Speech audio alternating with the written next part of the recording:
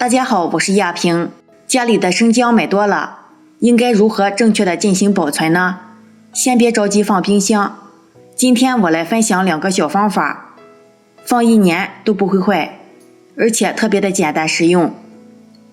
首先准备1盆清水，加入1勺食盐，将它搅拌均匀，然后把生姜放入盐水中，用手给它搓洗一下。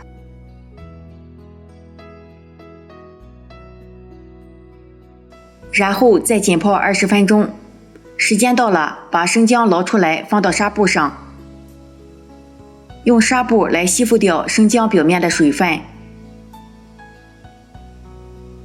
擦干水分的生姜，我们把它放在阴凉通风的地方就可以了。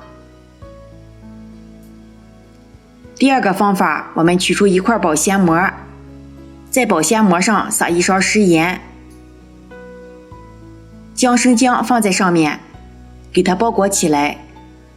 用食盐可以很好的去掉生姜表面的细菌，用保鲜膜可以起到隔绝空气的作用。这个方法是不是非常的简单又实用？如果你有更好的方法，欢迎在下方留言，大家一起交流一下。感谢您的观看，我们下期再见。